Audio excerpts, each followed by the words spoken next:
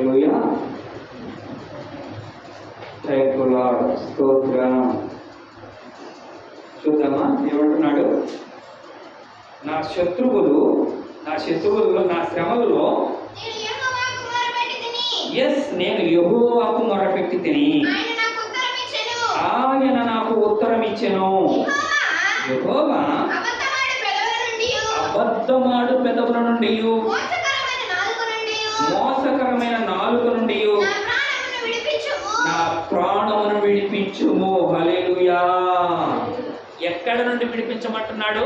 కత్తుల నుండో, బాణముల నుండో, నాగు పాముల నుండో, లోకము నుండో కాదట. ఏ పెదవుల నుంచి అంటాయి?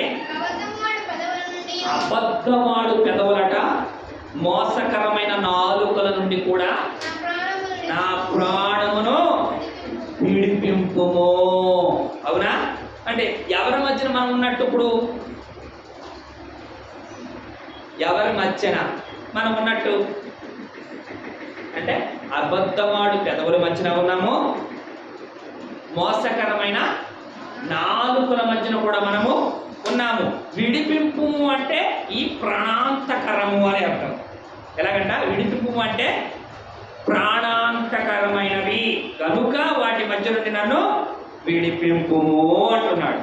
అయితే మీరు గమనిస్తున్నారా? అసలు మీ చుట్టూ ఎవరున్నారు?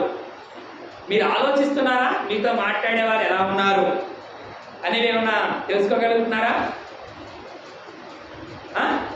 అంటే ఏమై ఉన్నాయంట? అబద్ధములాడు పెదవులట, మోసకరమైన నాలుకలట. నా ప్రాణమును 100% విడిపించడా? విడిపింపడా? పైన చదవమ్మా 75. నీవు నన్ను బ్రతికింపుము. నువ్వు స్తుతి ఆరాధన, నువ్వు స్తుతి కీర్తన, నువ్వు స్తుతి చేయుట నిశ్చయించుకున్నప్పుడు నీకు ఇచ్చేది ఏమిటంట? ఆయుష్. ఏంటది? అందుకనే నీవు నన్ను బ్రతికింపుము ఖచ్చితంగా. ఎందుకని బ్రతికించాలి అంటే నీ న్యాయ విధులు నాకు సహాయములు అగునుగాక. అది అందుకని బ్రతికించాలి. హల్లెలూయా. అయితే మనం చిన్న ప్రార్థన చేసిన వాక్య పట్టణంలో వెళ్ళిపోదాం. ప్రార్థన. మహామహిమ కలిగిన తండ్రి, మహోన్నతుడు అయిన దేవా, నీకు స్తోత్రాలు ప్రభువా, స్తోత్రాలు తండ్రి. ఈ సమయమందు నిర్వహించబడిన ఈ కూడికలో ఈ పరిశుద్ధ ఆదివారం నాడు ఎంచుకున్న నీ బిడ్డలలో నిలబెట్టుకున్న దాసుల్లో చేసుకున్న నీ ఆలయంలో ఏర్పాటు చేసుకున్న స్థుతిలో నా ప్రభువా ఒక్కసారి కూడి ఉన్న నీ బిడ్డలను, వింటున్న నీ బిడ్డలను, చూస్తున్న నీ బిడ్డలను ప్రత్యేకంగా మీరు జ్ఞాపకమున చేసుకుని, రాలేకపోయిన వారిని కూడా మీరు జ్ఞాపకమున చేసుకోమని, ఏ కుటుంబంలో ఏ బిడ్డకు ఏ అవసరత మిగిలి ఉందో ఆ అవసరతను తీర్చేవాడవు నీవు కనుక, ఏ బలహీనత ఉందో ఆ బలహీనతను తొలగించేవాడవు కనుక, ఏ శ్రమ ఉందో శ్రమ నుండి సమాధానపరచేవాడవు నీవు కనుక సహాయమును చేయమని అడుగుచున్నాను తండ్రి. నీకు స్తోత్రం. రాసే ఎగ్జామ్స్లో మంచి విజయములను చూపించండి, అనారోగ్యంలో ఆరోగ్యం అనే దీవెన చూపించండి ప్రభువా, నీకు స్తోత్రం. ఆశ కలిగిన ప్రాణాన్ని తృప్తిపరచండి ప్రభువా, నీకు స్తోత్రం. చేరవలసిన నీ సన్నిధికి చేరినట్లుగా, పొందుకోవలసిన నీ ఆత్మను పొందుకున్నట్లుగా, అయ్యా ఆశించవలసిన జ్ఞానమును నా ప్రభువా ఆస్వాదించినట్లుగా నీ కృపను చూపించమని అడుగుతున్నాను ప్రభువా. వినువాడికి ఆ సమాధానమును పుట్టించండి, చూస్తున్న వాడికి ఆ రక్షణ కల్పించండి. అయా ప్రార్థించు వారికి ఆ నీ సన్నిధిని చూపించండి ప్రభువా, నీకు స్తోత్రం. ఆశగల ప్రాణమును తృప్తిపరిచి అయా యవ్వనస్తులయ్యుండి, అయా చిన్నపిల్లలయ్యుండి, అయా స్కూళ్లకు కాలేజీలకు వెళ్ళవలసిన సమయం కలిగిన తెరవబడిన బడులు కనుక ఒక్కసారి మీరు జ్ఞాపకమును చేసుకోండి. ఎక్కడ త్రోవ తప్పకుండా, అయా ఎక్కడ తొలగిపోకుండా, తొట్టిల్లిపోకుండా సహాయమును దయచేసి, అయా చిన్న బిడ్డలకు పెద్దవారికి కూడా మంచి జ్ఞానమును దయచేసి మంచిగా చదువుకోవడానికి నీ కృపను చూపించమని, ఎక్కడా కూడా ఈ లోపం లేకుండా, ఇబ్బందులు లేకుండా, ఇరుకు లేకుండా, శోధన లేకుండా సహాయమును దయచేసి, ఎవరెవరైతే ప్రార్థన చేయమన్న అంశం ఉందో ప్రతి బిడ్డను, ప్రతి కుటుంబాన్ని మీరు జ్ఞాపకమును చేసుకోమని, రాకపోకల యందు కలిగిన నిర్ణయాల్లో క్షేమాభివృద్ధిని కలుగజేసి దీవించి ఆది నుండి అంతవరకు నీవు అధ్యక్షుడిగా ఉండి నా నోట నీ మాటను పలికి అద్భుతాలను చూచి క్రియలు మహత్కార్యాలను మీరు జరిగించి మీ నామానికి వేరే మహిమ తెచ్చుకోమని యేసు నామమున అడుగుచున్నాము తండ్రి, ఆమేన్. Thank you lord. స్తోత్రం. చూద్దామా 5వ వచనం, 125వ వచనం. అయ్యో నేను మెషేకులో పరదేశిన ఉన్నాను, కేదారు గుడారముల యొద్ద కాపురమున్నాను, కలహప్రియుడి యొద్ద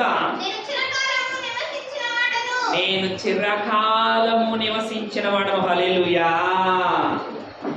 మనిషి పుటకంట ఏదంట, నరుని పుటక లేదా వాడి జీవితము, వాడి పైనము ఎక్కడుందంట? కలహప్రియుడి దగ్గర ఉందంట. హల్లెలూయా. కలహప్రియుడు అనగా ఎవరు? అల్లరి చేసేవారి పక్కన. కలహప్రియుడు అంటే ఎవరు? గొడవలు పడే పక్కన. మనం ఎక్కడికి వెళ్ళినా కానీ గొడవలు పడేవాడు ఒకడు ఉంటాడు, ఎవరితో మాట్లాడుతున్న అల్లరి చేసేవాడు ఒకడు ఉంటాడు. అందుకని నేను కలకాలము ఏం చేశానంట? కలహప్రియుని యొద్ద చిరకాలము నివసించిన వాడను. కానీ నిన్ను తెలుసుకున్న తర్వాత, ఎవరిని? ప్రభువును తెలుసుకున్న తర్వాత, నిన్ను వెంబడించిన తర్వాత, ఎవరిని? ప్రభువును వెంబడించిన తర్వాత ఎవరు తొలగిపోవాలి? ఇప్పుడు ఎవరు తొలగిపోవాలి? అబద్ధమాడు పెదవుల నుండి, మోసకరమైన నాలుకల నుండి నా ప్రాణమును విడిపింపుము. అడిగినప్పుడు, మొరపెట్టినప్పుడు ఈ గొప్ప కార్యము దేవుడు చేయడా? చెప్పండి. అడిగినప్పుడు, మొరపెట్టినప్పుడు ఈ గొప్ప కార్యము, అయ్యా నా యొద్ద నుండి ఈ శత్రువును తొలగించు అంటే తొలగించడా? నా యొద్ద నుండి ఈ దురాత్మను తొలగించమంటే తొలగించడా? నా యొద్ద నుండి ఈ అల్లరి చేసేవారిని దూరంగా తరమమంటే తరమడా? హల్లెలూయా. నీ విశ్వాసము నిన్ను బలపరచును అని, అది బ్రతికించును అని, శాశ్వత కాలము జీవింప చేసును అని చెప్పి దేవుడి వాక్యం మనకు తెలియపరచట్లేదా? చూద్దామా? ఇర్మియా గ్రంథం 27 3వ వచనం కాడి నుంచి.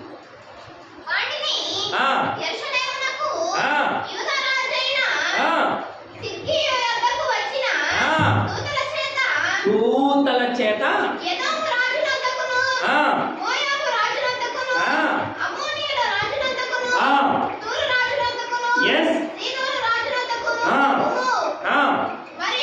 మరియు ఆ దూతలు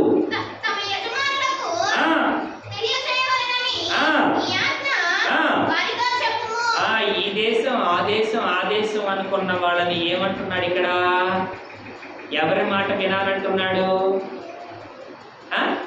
దూతల మాట వినాలి అని చెప్పి, దూతలు ఏం ఆజ్ఞాపిస్తాయో ఆ ఆజ్ఞ. ఏ దేశానికైనా ఎవరికైనా లేనిది ఏంటి?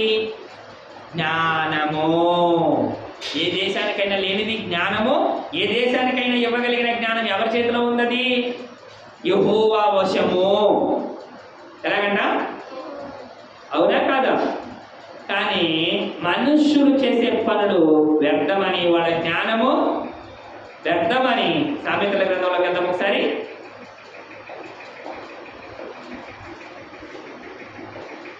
అధ్యాయం చూడండి. ఎలాగంట? మృదువైన మాట క్రోధము చల్లార్చును, నొప్పించు మాట కోపమును రేపును. జ్ఞానుల నాలుక మనోహరమైన, ఎలాగంటది? జ్ఞానాంశములను కలుగును. బుద్ధిహీనుల నోరు మూఢవాక్యములను ఏంటంటది? వాళ్ళు చేసే అల్లరంట, వాళ్ళు చేసే తగు అంట, వాళ్ళు చేసే గొడవంట, వాళ్ళు రేపే చిచ్చు అంట. ఏం చేస్తారంట? ఇప్పుడు నీ నాలుక ఎలా ఉంటే నీ గృహంలో సమాధానం దొరుకుతుంది? ఇప్పుడు నీ నాలుక మృదువుగా ఉంటే, అవునా కాదా? కానీ ఏం చేస్తున్నాం మనం? మనోహరముగా లేదా మృదువుగా ఉంచుకుంటున్నామా? ఉంచుకుంటే నీకేం కలుగును అంటున్నాడు అక్కడ? ఏది లోటు లేని తనం అక్కడ కలుగు. కానీ మన అల్లరి, మన తగువు, మన గొడవ అనుకున్న మూఢత్వంలాగా మారిపోతే, అదే మూర్ఖత్వంగా మారిపోతే ఏమవుతుంది అక్కడ? సమస్తమును నాశనానికి తీసుకెళ్ళిపోయే ద్వారమే కదా. సమస్తములను కూడా నాశనానికి తీసుకుపోయే ద్వారమే కదా. మరి ఇప్పుడు ఏ ద్వారంలో నడవాలనుకుంటున్నారు మీరు? చెప్పండి, ఏ ద్వారంలో నడవాలనుకుంటున్నారు?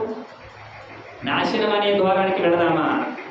మృదువుగా మాట్లాడి, మనసు నొప్పించకుండా, ప్రేమపూర్వకంగా, తగ్గింపు స్వభావంతో తీసుకున్న నిర్ణయం అయితే నువ్వు బ్రతుకుతావు, నీ కుటుంబం బ్రతుకుతుంది.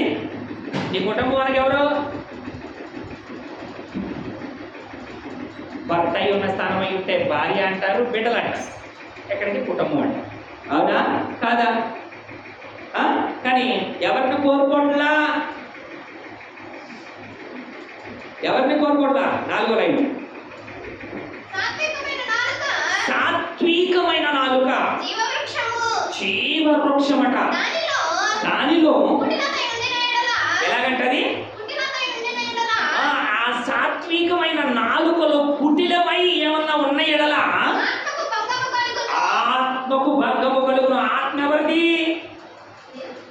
ఆత్మ ఎవరిది? అది దేవునిది. సాత్వికమైన నాలుగు కుటిలత్వం ఏమైనా ఉన్న ఎడల ఆత్మకు భంగము కలుగును. అంటే ఎవరికి భంగం కలుగుతుందంటే? ఆత్మ అంటే దేవునికి భంగము కలుగును. అప్పుడు ఎవరు ఇబ్బంది పడుతున్నారు? ఆత్మకు భంగము కలిగే మాటలు మనం మాట్లాడితే, ఆత్మకు భంగమయ్యే పనులు మనం చేస్తే, ఆత్మకు విరోధమైన నడక మనం నడిస్తే ఎవరికి తిప్పలు చుట్టుకునేది? చెప్పండి, ఎవరికి తిప్పలు చుట్టుకునేది? ఎవరైతే ఏ విత్తనము విత్తుతున్నారో వారి జీవితాల్లో కావచ్చు, వారి కుటుంబాలలో కావచ్చు, వారి చుట్టూనే అయ్యి తిరుగుతున్నాయి. తిప్పి పోసేసి చెట్టు మొదటిన పోసేస్తే చెట్టుకు పోతాయా?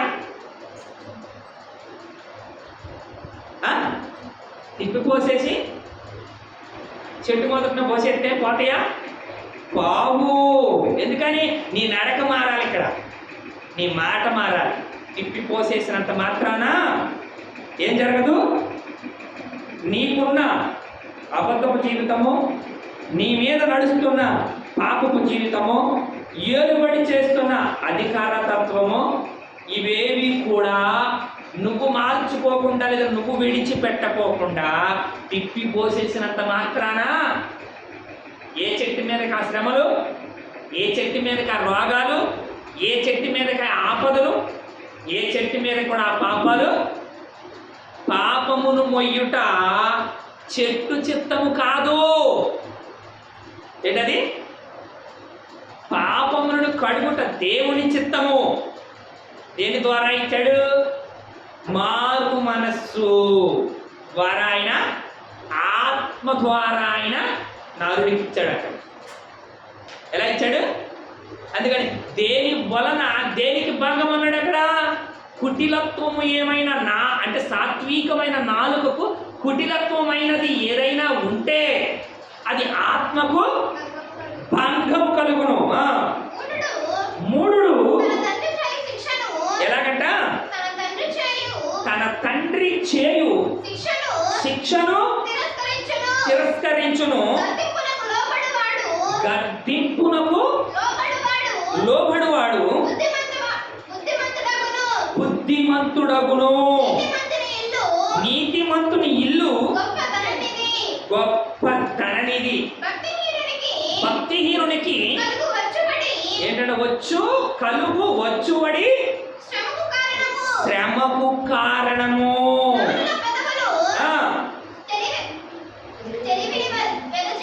ఎలాగంటే జ్ఞానుల పెదవులు తెలివిని వెదజల్లును, అది సమాధానమును పుట్టించును. అవునా?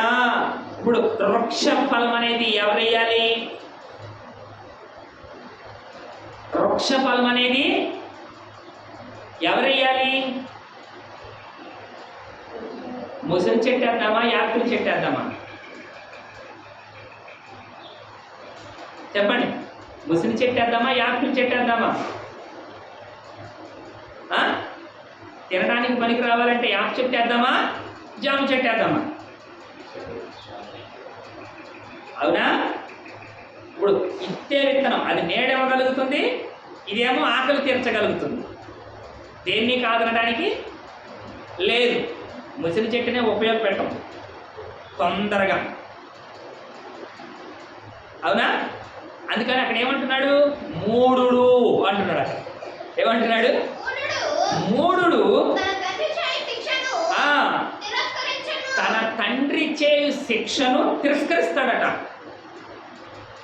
ఆస్తిని పంచుకుంటాడు కానీ ఏంటది?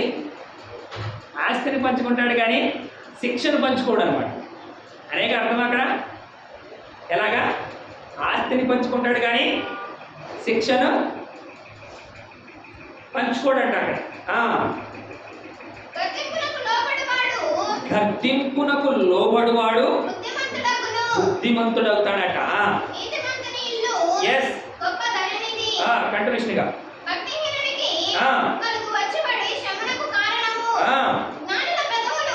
జ్ఞానుల పెదవులు తెలివిని వెదజల్లును, బుద్ధిహీనుల మనసు స్థిరమైనది కాదట. కేయములు ఒప్పుకుంటాడా? మన ఇష్టం వచ్చినట్టు మాట్లాడేసి మన ఇష్టం వచ్చినట్టు నడిచేసేసి దేవా నీకు బలి అర్పించేస్తున్నాను అని అంటే ఒప్పుకుంటాడా? నీకు ఒక కోడి పుంజుని పెడతా, నీకు ఒక మేక కూతురు పెడతానంటే ఒప్పుకుంటాడా?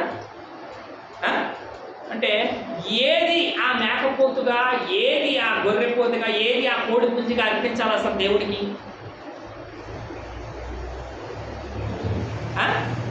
హృదయమును అర్పించాలి.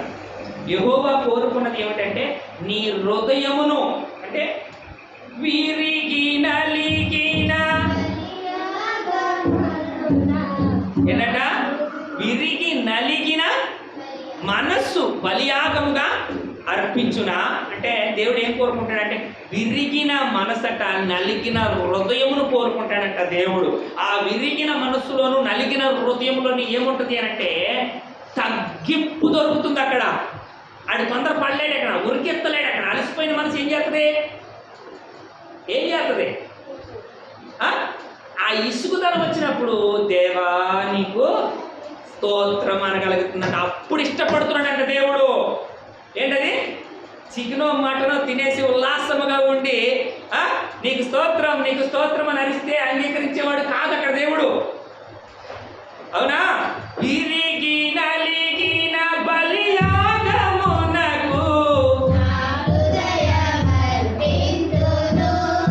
నా హృదయమర్పింతును.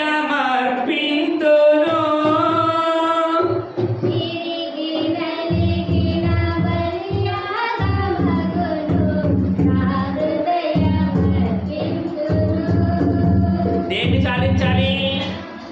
దేన్ని చాలించాలి? కపట నటనలు చాలించి హృదయాన్ని నీకిచ్చిన చాలునా. దేన్నట్ట చాలించాల్సింది? కపట నటనలు చాలించి హృదయాన్ని నీకిచ్చిన చాలునా. అవునా? దేన్ని చాలించమంటున్నాడు దేవుడు అక్కడ? దేన్ని చాలించమంటున్నాడు అంటే సాత్వికమైన నాలుకగా ఉండి దాంట్లో కుటిలత్వం ఉంటే, కపటత్వం ఉంటే దేన్ని కోరుకుంటున్నాడు దేవుడు? ఈ కాదంట. యథార్థము పరిశుద్ధము అనే హృదయాన్ని కోరుకుంటున్నాడంట దేవుడు. మరి ఏది నీకు సహాయంగా నిలబడితే, ఏది నీకు మేలుగా నిలబడితే చెప్పండి. ఎవరు నీ పక్షాన యుద్ధములను చేయడానికి నిలబడతాడు అని అంటే, నీకు ఆపద దగ్గరికి రానికుండా త్రుటిలో తప్పించడం అంటే దేవుడు నిన్ను అక్కడ కాచుకున్నట్టు. త్రుటిలో రోడ్డు మీదకి వెళ్తుంటే ప్రాణం ఎన్నిసార్లు త్రుటిలో తప్పుకుంటుందో తెలుసా మీకు అసలు? నువ్వు రోజుకి ఎన్నిసార్లు ఊపిరి పీలుస్తున్నావో అన్నిసార్లు త్రుటిలో తప్పుకున్నట్టే. ఎందుకని? పీల్చిన గాలి అక్కడ ఆగిపోయిన ప్రమాదమే, విడిచిపెట్టిన కాడున్నా కానీ ప్రమాదమే. హల్లెలూయా. మరి ఎన్నిసార్లు తప్పుకుంటుంది ఆ ప్రాణం? త్రుటిలో తప్పుకోవడం అంటే ఏంటి? అవునా? విడిచిపెట్టావనుకో, విడిచిపెట్టిన కాడ ఆగిపోతే, పీల్చావనుకో, పీల్చిన కాడ ఆగిపోతే చెప్పండి, ఉందా జీవం? లేదు. ఉన్న కొద్దిపాటి ప్రాణాన్ని, కొద్దిపాటి ఆయుష్ని ఆయుష్గా నడవట్లా మనుషులు. ఇచ్చిన కొద్దిపాటి ప్రాణాన్ని ప్రాణముగా నడవట్లా మనుషులు. దేనికి నడుస్తున్నారు? దేనికి ఆశపడుతున్నారు? దేనికి ఎగిరెగిరి పడుతున్నారు? చెప్పండి. ఎగిరి పడొచ్చా? కష్టం మనిషికి ఎందుకు వస్తుంది? ఊరికే వచ్చేస్తుందా? అది కటికి వాణి అంగట్లో కొనేదా ఏమన్నా? ఎక్కడి నుంచి వస్తుంది కష్టం? చెప్పండి. ఒక్కొక్కడికి ఒక్కొక్క రీతి, ఒక్కొక్కడికి ఒక్కొక్క రీతి. నిజాన్ని తెలుసుకోకపోతే ప్రమాదం ఉంది, అబద్ధాన్ని వెంబడిస్తే నష్టం ఉంది, అనవసరంగా మాట్లాడితే శ్రమ ఉంది. అవునా? అందుకని దేవుడైన యెహోవా కలిగిన నీకు వాక్యం ఏమిస్తున్నాడు అక్కడ? 9వ వచనం కట్టిన పక్కన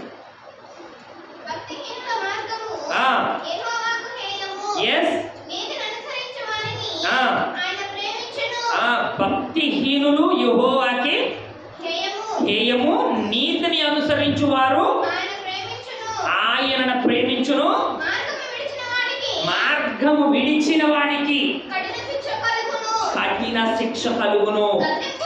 గర్తించును, ద్వేషించువారు ఖచ్చితంగా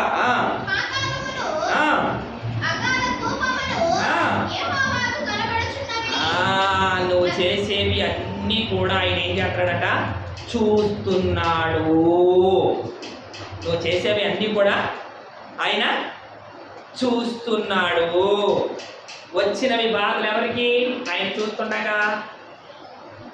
ఫస్ట్ చెప్పాను కదా ఏమని? యెహోవా దినము కోసం ఆశ పెట్టుకున్న వారులారా మీకు శ్రమ. ఒక్కడితో పోతాడా? ఆయన దినమును కోరుకున్నాడు అని అంటే ఒక్కడితో పోతున్నాడా? ఒక్కడితో పోతున్నాడా? ఆమోసు గ్రంథం ఒక్కడితో పోతున్నాడా?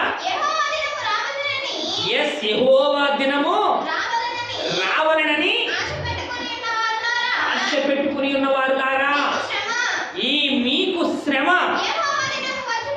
యెహోవా దినము వచ్చుట వలన నీకు ప్రయోజనమేమి? అది వెలుగు కాదు, అంధకారము. ఒకడు సింహము వద్ద నుండి తప్పించుకొనగా ఎలుగు పట్టి ఎదురైనట్లు వాడి ఇంటిలోనికి పారిపోయి గోడ మీద చెయ్యి వెయ్యగా పాము వాడిని కరిచినట్లు ఆ దినము ఉండును. అంటే మరణము ఏ మూలముగాను కూడా వాడి నుంచి తప్పిపోలేదు అని అర్థం. అక్కడ మరణము ఎటు వెళ్ళినా కానీ అక్కడే ఎదురుగా ఉంది అనేది అర్థం కాదా? రోడ్డు మీద ఏమి ఎదురయ్యింది? సింహం ఎదురయ్యిందట. ఎట్టగొట్ట తప్పుకున్నాడు, తప్పుకుంటే ఎలుగుబొట్టు ఎదురయ్యిందట. ఎట్టగొట్ట దాని నుంచి తప్పుకుంటే ఎట్టగొట్ల ఇంట్లోకి వచ్చేసానులే, తలిపేసేసానులే అనుకుంటే గోడ మీద పాము కరిచిందంట. శివరాత్రికి ఏమైంది? యెహోవా దినము కోరుకుంటే అలాగుంటదంట. అంటే ఎవ్వరికి మనశ్శాంతి అనేదే ఉండదు. నీతిమంతుడు మాత్రం భయపడడంటే, ఇక్కడ నీతిమంతుడు మాత్రము భయపడడు. ఎందుకని? ఆయన వచ్చుట ఎల్లుట ఆయనకి ముందే తెలిసి ఉంటుంది కనుక అతడు భయపడడట. అవునా? కానీ మనం ఏం చేస్తున్నాం? అనుదినము భయపడుతున్నాం. అనుదినము ఎలా భయపడుతున్నాం? రాసిన దాంట్లో గెలవలేమేమో, చదివిన దాంట్లో జ్ఞానం లేదేమో, మర్చిపోయానేమో, బయటికి వెళ్తే అప్పేమో, పిల్లలకి తిండి లేదేమో, చేతికి పని లేదేమో, ఏంటది ఫంక్షన్కి వెళ్తే వస్త్రం లేదేమో, ధరించుకున్నటకు ఏమి లేవు, నగలో ఇలాంటివి లేవేమో, అనేకమైన చింతతో నీవున్నప్పుడు కలిగినది నిన్ను వదిలిపెట్టండి. ఏంటది? మరణము. అది యెహోవా దినం ఎట్లా ఉంటుందంటే, ఎటు నుంచైనా తిరిగి నిన్ను ఖచ్చితంగా అది తీసుకుపోవడానికే సిద్ధమైపోతుంది.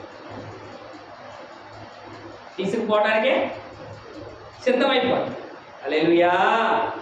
ఏదో భూకంపరాత్రి అంటే పై భూమి అడుక్కెళ్ళి అడుగు భూమి పైకి వస్తుంది.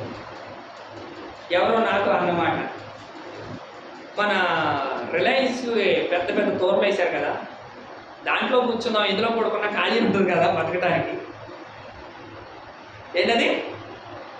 దాంట్లో కూర్చుంటే భూకంపం వచ్చినప్పుడు ఖాళీ ఉంటుంది కదా, బోల్డ్ ప్లేస్ ఉంటుంది కదా, బతికిపోవచ్చు. ఎక్కడైతే మనకేంటి? అసలు భూమి మీద మనిషి బ్రతకడానికి కావాల్సింది ఏంటట? ఇందాకే చెప్పాను, వదిలిపెట్టిన కాడే ఉంటే, పీల్చిన కాడే ఉంటే ఏంటది? గాలి. మరి ఆ భూతంత తోరలోనే ఎంత గాలి ఉంటుందంట అడుగుపోయిన తర్వాత? అంటే మనిషి ఎలాంటి ఆలోచనతో ఉన్నాడో చూడండి. ఎంతో కొంత భూతంత విశాలమైన స్థలం ఉంటే చాలు బతికిపోదాం అనుకుంటున్నాడేమో. కానీ మనిషికి కావాల్సింది ఏంటంటే అది గాలి. తర్వాత కావాల్సింది నీరు. హల్లెలూయా. కానీ దేవుని అనుగ్రహం లేకపోతే, ఆయన దినమును కోరుకుంటే అది ఏమై ఉందట? వెలుగై లేదట. ఏమై ఉంది?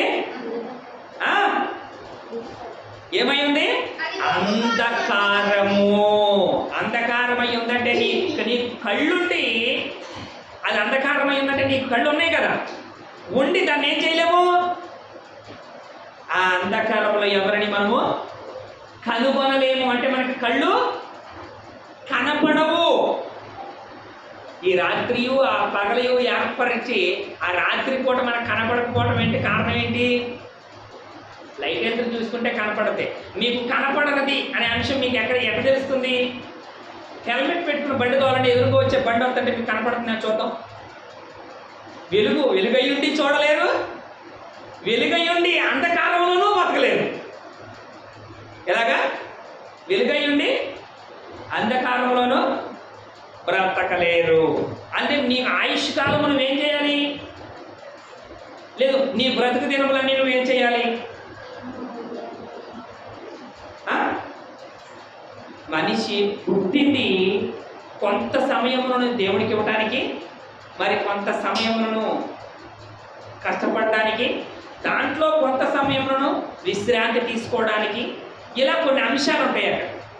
కానీ ఇప్పుడు మనిషి దేనికి ప్రాధాన్యత ఇస్తున్నాడు అని అంటే, పని పని పని పని పని అనే నిర్ణయానికే ప్రాధాన్యత ఇస్తున్నాడు. కానీ ఎంత పని పని అని పరిగెత్తుతున్నావో అంత ఖర్చు అనే అంశం మీకు ఎదురొస్తుంది. అక్కడ ఖర్చు అంశం ఎదురొస్తుంది. మరి కాపాడటానికి దేవుడు లేకపోతే, రక్షించడానికి ఆయన రక్తమే లేకపోతే, కనికరపడటానికి ఆయన కృపే లేకపోతే, జాలి పడటానికి ఆయన ప్రేమ ఎదురు రాకపోతే, చెప్పండి, అవునా? ఏదొచ్చి మీద పడుతుందట?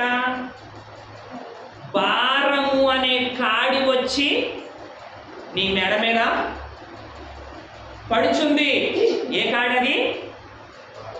భారము అనే కాడి, లేదు శ్రమ అనే కాడి.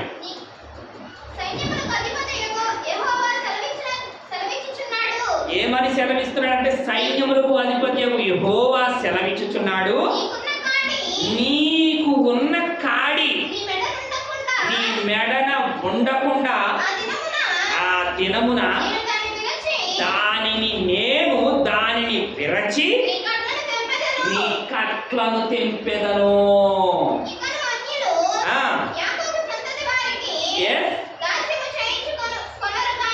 ఎలాగంట? ఇకను యాకోబు సంతతి వారిని దాస్యము చేయించుకొనరు గాని వారు వారి దేవుడైన యెహోవానగు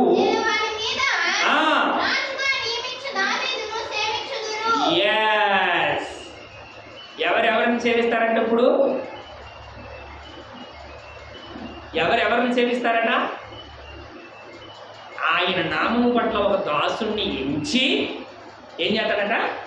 ఆ దాసుణ్ణి వెంబడించినట్లుగా, దాసుణ్ణి సేవించినట్లుగా యెహోవా చేస్తాడట. యెహోవా ఆయన నామానికి మహిమ తెచ్చుకున్నట్టు కొరకు ఎక్కడైతే బానిసలుగా ఉంటారో బానిసలుగా ఉండేవాడట దేవుడు. బానిసలుగా ఉంటారో అక్కడ నిజమే. ఈ మాట చాలా ఆశ్చర్యంగా ఉంటుంది. నేను మా ఊళ్ళో కూడా చాలామంది చూస్తాం ఇలా, అంటే పనికి పిలిస్తే పనికి రాకపోవడం. ఇంతవరకైతే చాలామంది పిల్లలు గీతలు గాయటానికో ఇళ్ళని గాయటానికో అట్లా ఉండేవాడు. ఇప్పుడు ఉండట్లా, రేర్ అయిపోతున్నారు, తక్కువైపోతున్నారు. ఇలా వీళ్ళంతా ఏం చేస్తున్నారంటే మానేస్తున్నారు. దేనివల్ల మానేస్తున్నారు? వాళ్ళు ఏదో పని చూసుకుంటున్నారు, ఏదో వృత్తిని ఎంచుకుంటున్నారు. ఎంచుకుని ఈ బానిసత్వం పని అనేది మానేస్తున్నారు. అక్కడ ఇంకా రేర్ అనమాట ఈ పనుల్లోకి నడిచేవాడు. లేదు, ఇప్పుడు ఈ యంత్రాలు వస్తున్నాయి. దేనికి? పొలాల్లో పని చేయడానికి యంత్రాలు వస్తున్నాయి. ఊడుపులు వేసేస్తున్నాయి, గింజలు పెట్టేస్తున్నాయి, కోతలు కోసేస్తున్నాయి, నూరు చేస్తున్నాయి, అన్నీ చేసేస్తున్నాయి. అంటే ఈ పని తగ్గేటప్పటికి మనుషుడికి ఏ జ్ఞానం వచ్చింది? ఏ జ్ఞానం వచ్చింది? పరికర జ్ఞానం వచ్చింది. అక్కడ పరికర జ్ఞానము దేవుడే ఇస్తాడు అక్కడ. అంటే నిన్ను బానిసత్వంలోంచి విడిపించాలి అని అంటే ఆ ఉన్నవాడికి దొరకాల్సిందేంటి? వాళ్ళ మీద ఆధారపడటం ఏంటి? మనమే ఒక యంత్రాన్ని కొనుక్కొస్తే పని అయిపోద్దిగా, మనమే ఒక ప్రొక్లైన్ కొనుక్కొస్తే పోద్దిగా, మనమే ఒక ట్రాక్టర్ కొనుక్కొస్తే పోద్దిగా అనే ఆలోచన పుట్టేస్తుంది మనిషికి. అంటే ఎవరి మీద ఆధారపడట్లేదు ఇప్పుడు? మనుష్యుల మీద ఆధారపడట్లా. వాళ్ళు ఏదో ఒక యంత్రం, ఆ టయానికి కావలసిన ఒక యంత్రాన్ని, అంటే వీటిని విడిపించి, అంటే ఈ కట్లను తెంపివేసి ఈ మెడ మీద ఉన్న కాడిని విరిచేసి ఎవరికే జ్ఞానం ఇచ్చాడు దేవుడు? అక్కడ ఎవరికే జ్ఞానం ఇచ్చారు చెప్పండి? అంటే కీర్తనల గ్రంథం.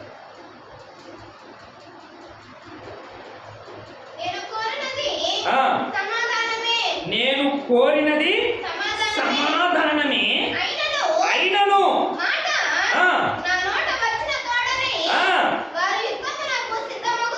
అవునా? వింటే సమాధానం అంట, వినకపోతే యుద్ధమేనట. వింటే సమాధానం అంట, వినకపోతే యుద్ధం అంట. కంటిన్యూషన్ చేయగలిగే నా కనులెత్తుచున్నాను, యెహోవా వలననే. పెద్ద కొండ ఉంది కదా అని ఆ కొండలు తట్టు కళ్ళెత్తి చూస్తే నాకున్నాయి 2 చేతులు అని చేతులెత్తి మొక్కితే నాకు సహాయం ఏమీ కలగలేదంట. ఎక్కడి నుంచి కలిగింది? యెహోవా వలననే, ఆయన వలననే నాకు సహాయము కలుగును. నిజమే ఈ మాట.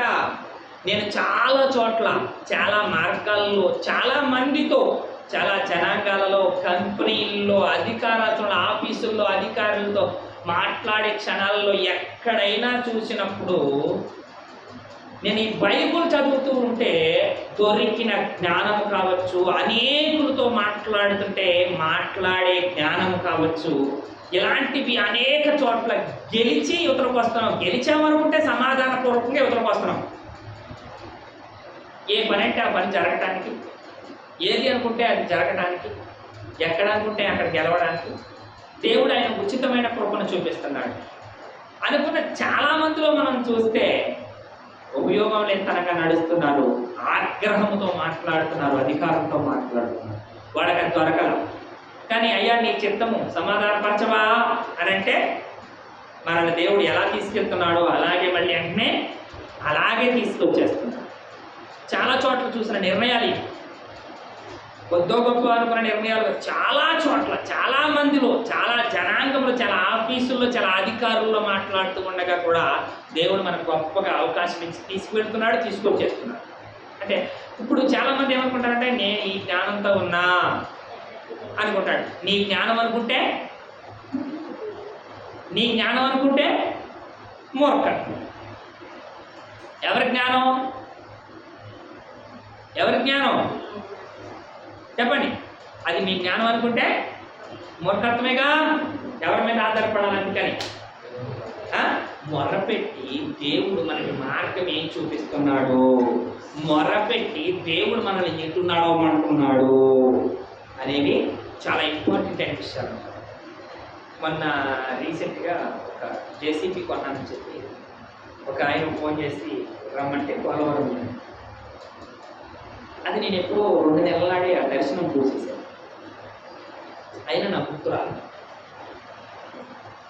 ఆ రోజు నా మిషన్ బయటికి తీసుకురాలి నేను చూసిన దర్శనం. సరే వెళ్ళాము, ప్రార్థన చేసేసాము. ఇంకా అధికారులు రావాల్సిన యజమానులు రాలేదు. నేను బండి స్టార్ట్ చేసేసాను, తాళం దాన్ని స్టార్ట్ చేసేసాను. దానికి ఒక తొండం అనే డెప్ ఉంటుంది, ఆ డెప్పును అటు ఇటు కలిపేశాను. డోజర్ అనే తొండ ఉంటుంది, ఆ తొట్టిని పైకి కిందకి లేపేశాను.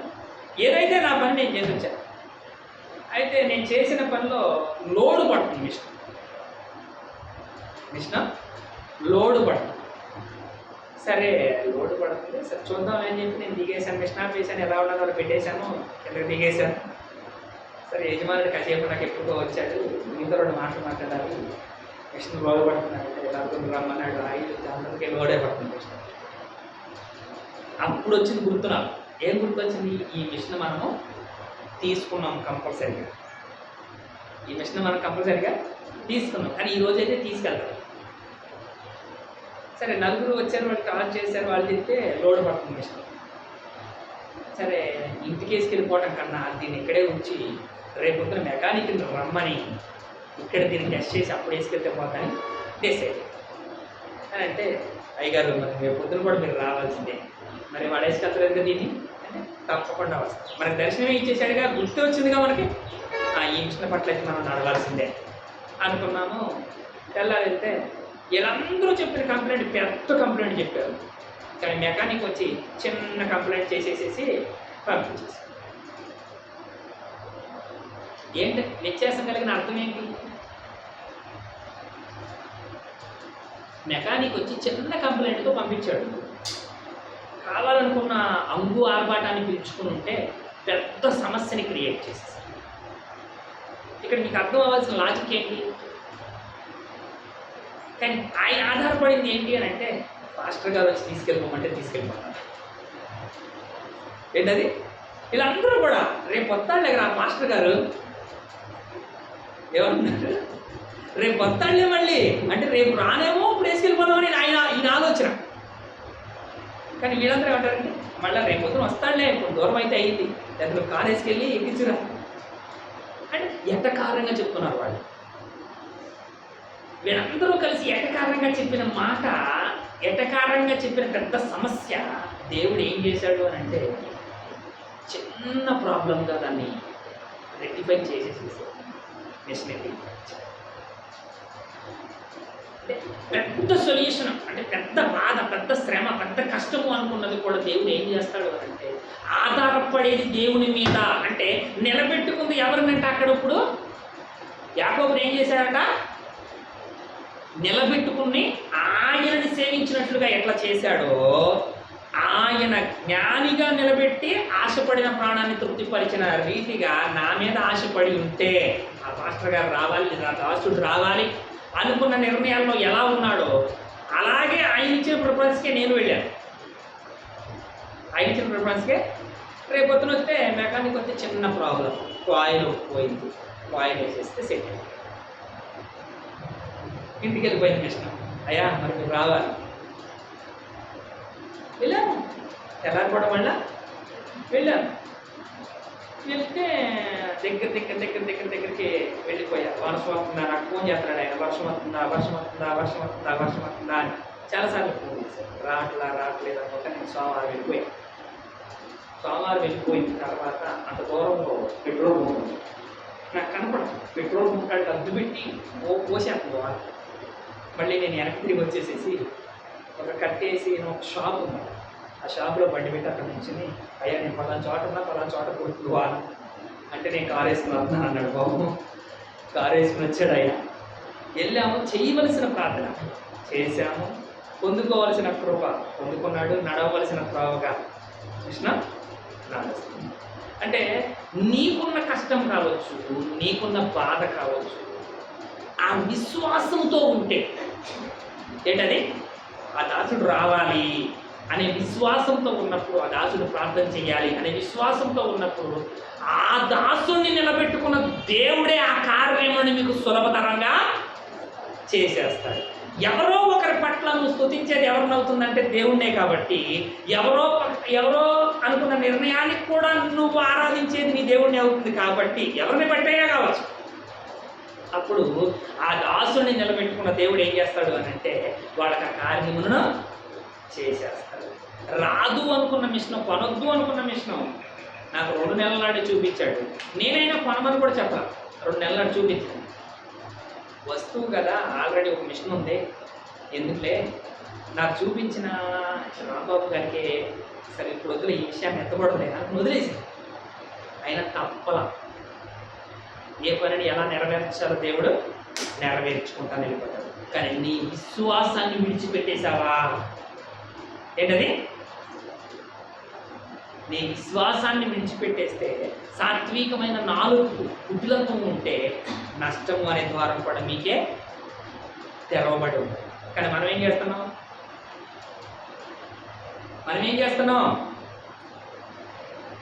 చెప్పండి, మనం ఏం చేస్తున్నాం? సహాయము అనే మార్గాన్ని స్థిరపడటానికి సిద్ధపడుతున్నామా?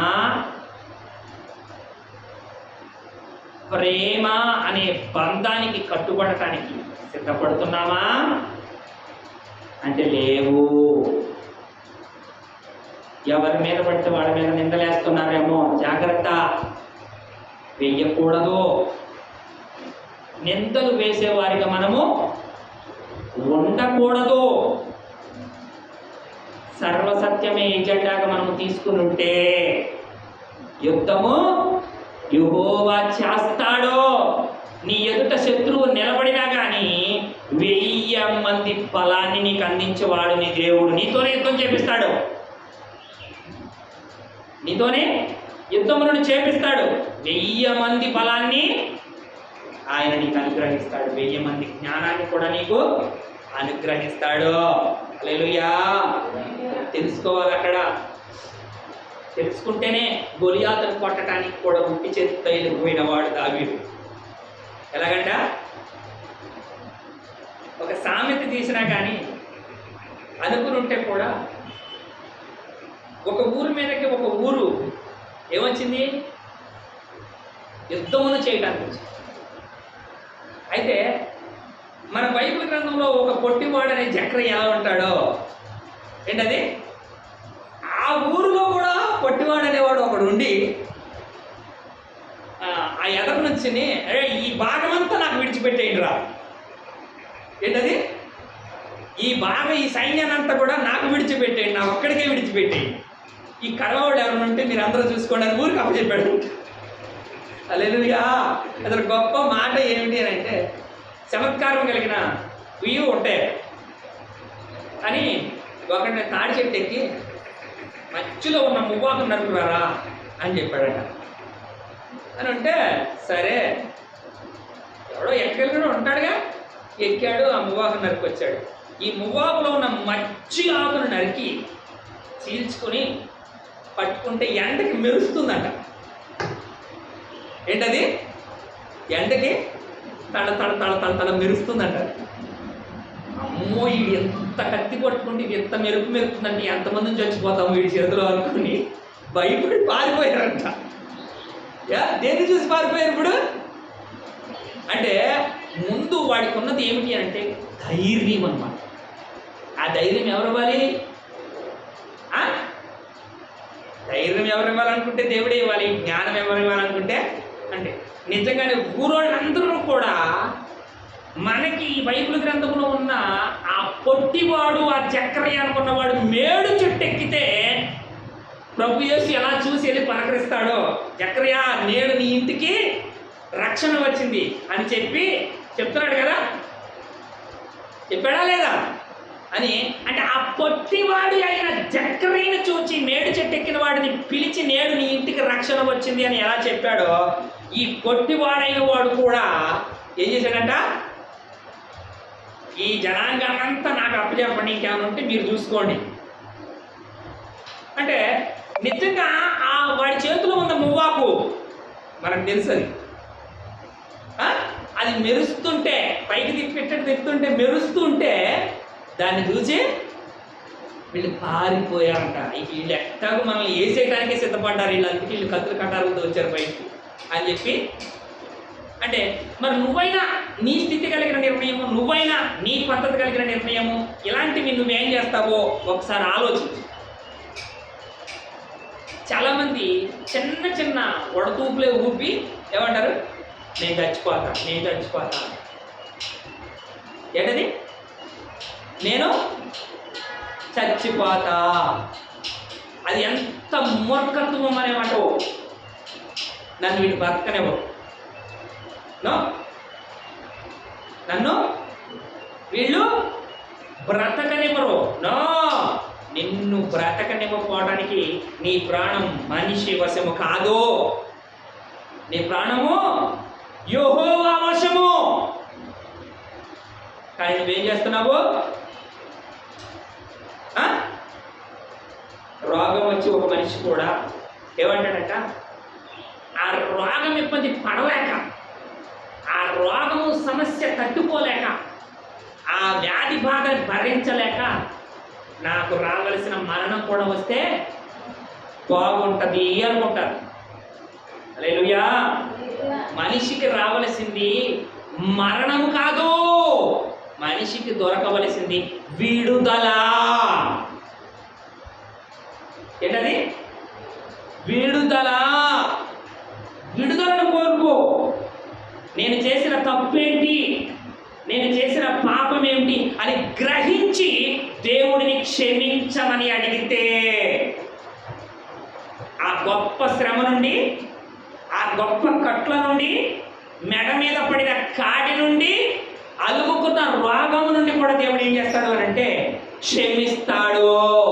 క్షమించే తత్వం అనేది అది యెహోవా వశమే అయ్యింది. ఇంకెవ్వరూ క్షమించలేరు. ఎవరికి ఆ క్షమాపణ మాటే తెలవదు. కత్తి అన్నారు, పొన్నుకు పొన్ను అన్నారు, తలకు తల అన్నారు, చెయ్యికి చెయ్యి అన్నారు. కానీ యెహోవా కానీ, ఆయన పంపించు కుమారుడు కానీ, లేచిన పరిశుద్ధాత్మ కానీ ప్రాణమును కోరలేదు, బలి కోరలేదు, కనికరమునే కోరాడు. హల్లెలూయా. ఏం కోరాడు? కనికరమునే కోరాడు. కానీ మనం ఏం చేస్తున్నాం? వాడు నా ముందు బ్రతకడానికి వీలు లేదు. ఏంటది? వాడు నా ముందు బ్రతకడానికి వీలు లేదు అంటున్నాడు.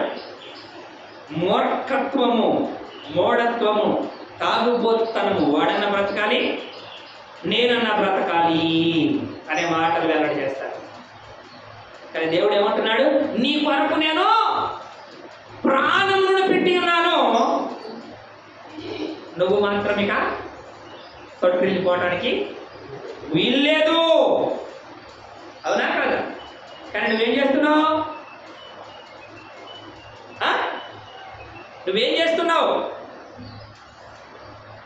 చెప్పాలి. పదే పదే దేవునికి దూరంగా, పదే పదే దేవునికి విరోధముగా, పదే పదే చెప్పండి ఏం చేస్తున్నావు? నడుస్తున్నారా? నడవట్లేదా? ఆలోచిస్తున్నారా? ఆలోచించట్లేదా? మాట్లాడుతున్నారా? మాట్లాడట్లేదు. మన భారము అనేది, మన శ్రమ అనేది, మన కష్టము అనేది యెహోవా మీద మోపుతా నీకు మేలై ఉన్నది. అది నిన్ను ఉల్లాసపరిచేది, ఉత్సాహపరిచేది అయి ఉన్నది. కానీ మన భారం మనమే మోయాలి అనుకుంటే మూఢత్వము, మూర్ఖత్వము అవుతుంది. హల్లెలూయా, హల్లెలూయా. అవునా కాదా? అవునా కాదా చెప్పండి. అందుకని మంచి అనే ఒక విత్తనాన్ని విత్తాలి, ప్రేమ అనే ఒక ఫలాన్ని కొయ్యాలి. అవునా కాదా? చెప్పండి. ఈరోజు చదివిన వాక్యం ఏంటి?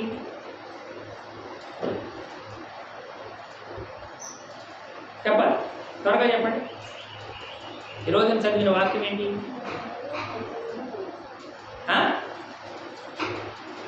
మీరు అధ్యాయాలు చెప్పండి, నేను వచనాలు అడుగుతాను, మీతో ఏం మాట్లాడారు చెప్తాను. అక్కడ ఏ అధ్యాయం చదివారు మీరు? మీరు ఇళ్ళకాడ చదివిన వాక్యపట్నంలో కలిగిన నిర్ణయం కావాలి.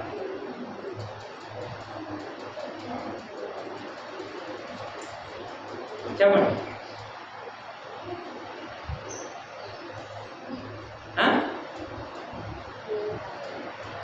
ఏం చేయట్లా? అవునా కాదా? నాకున్న అంశం ఏంటంటే సమయం దాటిపోయిందంటే, 6 దాటిపోయిందంటే స్టేటస్ పెట్టండి. 6:34 అధ్యాయం నేను చదివా. ఏ వచ్చినా ఎంచుకుంటారో ఎంచుకోండి. యెషయా గ్రంథం చదువుకోండి. ఏ అధ్యాయం ఏ వచ్చినా ఎంచుకుంటారో ఎంచుకోండి. దేవుడు మీతో మాట్లాడాడనే మాట రుజువుపరచుకొని చూద్దాం.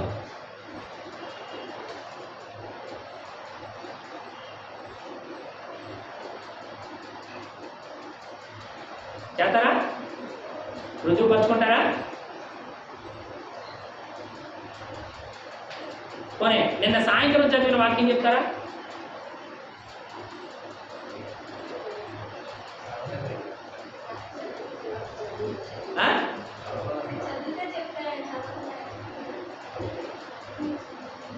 చెప్పండి మరి.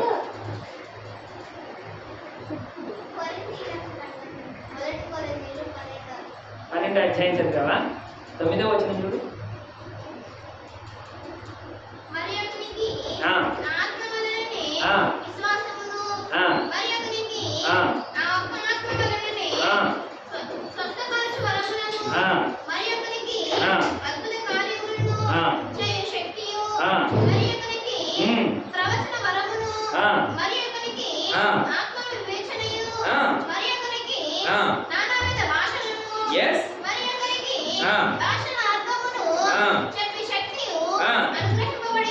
అన్నీ కూడా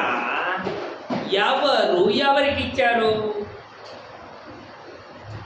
దేవుడు అనే ఒక వ్యక్తి, నరుడు అనే ఒక మనిషికి దేవుడు ఇచ్చి ఉన్నాడా లేదా? ఏంటది? నానా రకముల కృప, నానా రకముల భాష, నానా రకముల అధికారం, నానా రకముల వరములు దేవుడు వాళ్ళకి అనుగ్రహించాడా లేదా? అవునా? దేన్ని బట్టి కలుగుతుంది మీకు?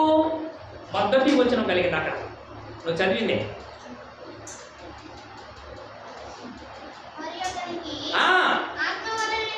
ఆత్మ వలననే విశ్వాసమును.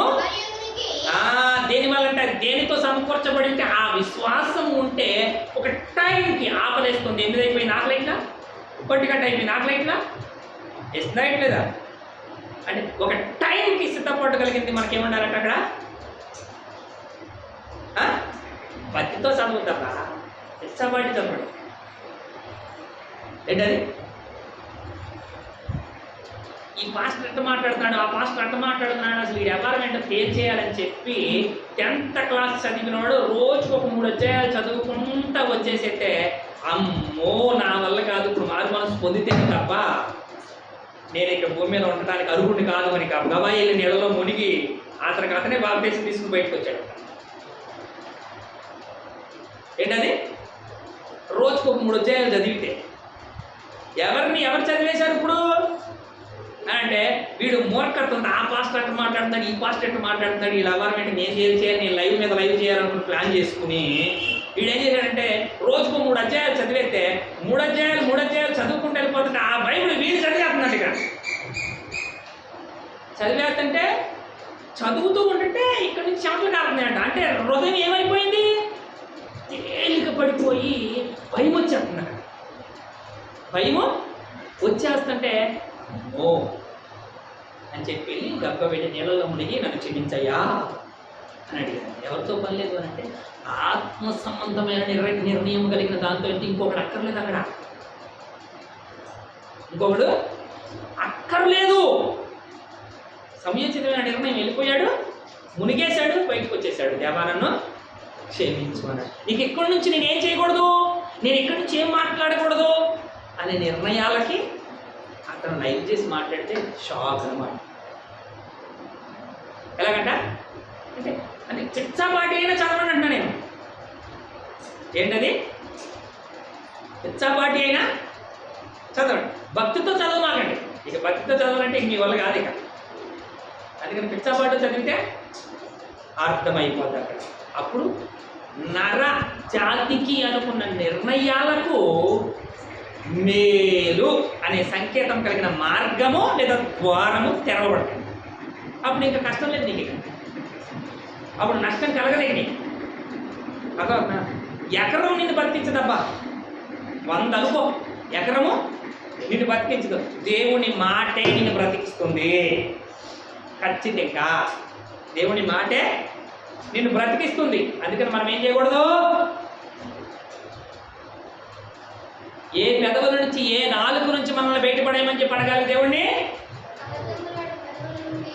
మోసకరమైన నాలుకల నుండి నన్ను బ్రతికింపుము. ఏ పెదవులట, ఏ నాలుకట, నాలుగుల నుండి విడిపింపు. ఎస్, మోసకరమైన నాలుక నీకేమి చేయను అంటే ఈ మోసకరమైన నాలుక కూడా నేను పద్దాకా చూస్తాను ఉంటాను, పద్దాకా వింటానే ఉంటాను. ఇది అది అది ఇది నానా రకాలుగా మాట్లాడుతాను. నాలుక నానా రకాలుగా మాట్లాడు. ఆ నాలుక ఒంటరిదైపోతే వస్తుంది చింత. గర్వంతో విర్రవీగి విర్రవీగి విర్రవీగి విర్రవీగి విర్రవీగి కూర్చోబడితే అప్పుడు తెలుస్తుంది ఆ నాలుగు. ఆ నాలుగు ఈ పెదవులు జత ఉండకూడదు. జత లేకపోతే, దేవుని సావాసం లేకపోతే ఆ ఒంటరితనం ఏమైపోతుంది తెలుసా, హింసకు గురైపోతుంది. నిలవలేము. మన ఇంటికాడ మనం నిలబడగలమా? నిలవలేము.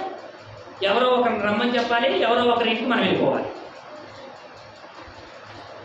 ఇలాగే ఉంటుంది నరకం అన్నమాట.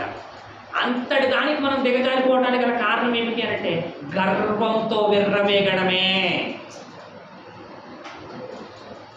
మనిషికి గర్వం అని, పొగరని, అసూయ అని, ద్వేషం అని ఇలాంటివి ఉండకూడదు. అందుకని అది ఇలాంటివి ఉండకూడదు అని చెప్పిందే బైబిల్ గ్రంథం.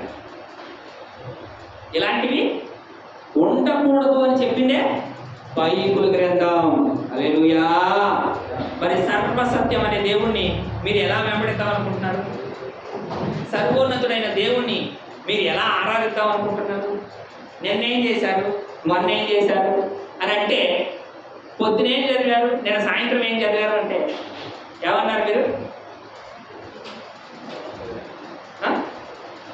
ఒక స్టూడెంట్ని ఒక లెక్చరర్ ఒక క్వశ్చన్ వేసి అంటే పాస్ మేడం అంటే అంటే దాని అర్థం ఏంటి? పక్కోడికి ఇచ్చేసాను నేను. అవునా? పక్కోడికి వచ్చా? దొరికిన అవకాశం ఖచ్చితంగా చెప్పితేరా, మంచో చెడో అని చెప్పితేరా. అసలు నడవనప్పుడు ఇంకేం చేద్దాం? అవునా? అంటే ఇక మీదటైనా తెలుసుకోండి, ఇక మీదటైనా తెలుసుకోండి, మంచా చెడ. ఎంత కష్టంలోనైనా సరే అటు బాసపట్లేసి కూర్చుంటావో, మోకరించి కూర్చుంటావో, బైబిల్ చదవగలిగినంత నిర్ణయం చేసుకో. చదువు. నాకు ఈ కష్టం ఉంది, ఈ కష్టం నాకు వద్దు. నాకు ఈ బాధ ఉంది, ఈ బాధ నాకు వద్దు. నాకు ఈ శత్రువు ఉన్నాడు, ఈ శత్రువు నాకు వద్దు అంటే మరి అయ్యా మరి నాకు చదవటం రాదుగా. నిజమే, చదవటం రాకపోతే చేయవలసింది ప్రార్థన. చదవటం రాకపోతే చేయవలసింది ప్రార్థన. అప్పుడు ఆయన ఏం చేస్తాడు? నువ్వు ఊహించలేనిది, నీకు ఊహలకి అందని కార్యాలు చేసి చూపిస్తాడు. అవునా నన్ను స్వస్థపరిచావా, ఏంటది, అవునా నన్ను విడిపించావా అని అనుకోవడానికి కూడా ఉంది. అంటే అంత గొప్పగా చేస్తాడు. కానీ ఎలా ఉండాలి మరి? మనిషికి ఆత్మ విలువ తెలియాలంటే ఫస్ట్ నమ్మకం, విశ్వాసం తెలియదు. విశ్వాసము తెలిస్తేనే ఆత్మకు విలువ, దేహానికి రక్షణ, నిలువెల్లా ఆరోగ్యం, రకరకాల అంశాలతో నిలబడుతుంది అక్కడ. హల్లెలూయా, హల్లెలూయా. తెలుసుకుంటే సర్వసత్యం అనే వాక్యం నీకు రక్షణగా నిలబడుతుంది. నీ శత్రువులకు ఖడ్గమై నిలబడుతుంది. నువ్వు చేయక్కర్లేదు, నువ్వు చేయక్కర్లా. నీ శరీరంలో ఉన్న బలహీనత కావచ్చు, నీ ఎదుట నిలబడిన శత్రువు కావచ్చు, ఎప్పుడైనా సరే, ఏ సమయమైనా, ఏ సందర్భమైనా సరే, నీ విశ్వాసము ఖడ్గమై ఏం చేస్తుందట? నీ విశ్వాసము ఖడ్గమై, అది శత్రు సమూహం అయితే, తెగులే అయితే, దురాత్మ అయితే ఖండించుటకు నీ దేవుని చిత్తమాదట. హల్లెలూయా. నిన్ను ఒంటరిగా విడిచిపెట్టడట. నిన్ను ఒంటరిగా విడిచిపెట్టడు. హల్లెలూయా. ఎప్పుడైతే నువ్వు ఒంటరి అనుకుంటున్నావో, వ్యర్థమైన వాటిని నమ్మావో, వ్యర్థమైన వాటిని అనుసరిస్తున్నావో, నీక నీ ఒంటరితనాన్ని కొట్టివేయగలిగిన వాడు లేడు. నువ్వు ఒక్కడే అనుకుంటే దేవుడు ఏమంటున్నాడు? 1000 మంది ఏం చేస్తాడట? అందుకే నీ పక్కన 10,000 మంది పడినా కుడి పక్కన ఎడం పక్కన లెక్కేసి మాట్లాడతారా? అవునా? అందుకనే నువ్వెవరితో సావాసం చేయాలి? ఇప్పుడు ఒక్కడిగా ఉందామనుకుంటున్నావా? ఒంటరిని అయిపోయాననుకుంటున్నావా? చేయాల్సింది ప్రార్థన, చదవాల్సింది వాక్యము. వెండి బంగారాలు మనిషికి శాశ్వతము కాదు. వెండి బంగారాలు మనిషికి శాశ్వతము కాదు. నిత్య జీవమే మనిషికి శాశ్వతము. ఆ పరిశుద్ధ వాక్యమే మనకి ప్రాణము. హల్లెలూయా, హల్లెలూయా. ఇలా దినదినము దాన్ని క్రమపరుచుకుని క్రమంగా మనము ఆ గ్రంథాన్ని చదివితే దేవుడు చేసే కార్యాలు ఏంటో మీకు అర్థమవుతాయి. హల్లెలూయా. తెలుసుకుంటే ఏ కుటుంబంలో కలహం పుట్టేది? ఏ కుటుంబంలో కలహం పుట్టేది? ఎవరు నీ మీద ఎన్ని నిందలేస్తే వాటికి ఏమవుతుంది? ఏమవుతుంది? హల్లెలూయా. అంటే నీ భారం నీ మీదే ఉంచుకుంటే, నీ భారం యెహోవా మీద మోపడం చేత కాకపోతే కలిగేవే ఈ నష్టాలు. హల్లెలూయా. తెలుసుకుని మనుగడగా, ఆ మనుగడకి ఎలాంటి ఇబ్బంది కలగపోకుండా సర్వలోకమందు జీవించే మనిషిగాను నరుడిగాను జీవవాక్యములను పట్టుకుని జీవించే ప్రాణముగాను మీరందరూ జీవించాలని మనస్ఫూర్తిగా కోరుకుంటూ దేవుడి వాక్యములను దీవించి ఆశీర్వదించునుగాక. ఆమేన్. Thank you lord. స్తోత్రం.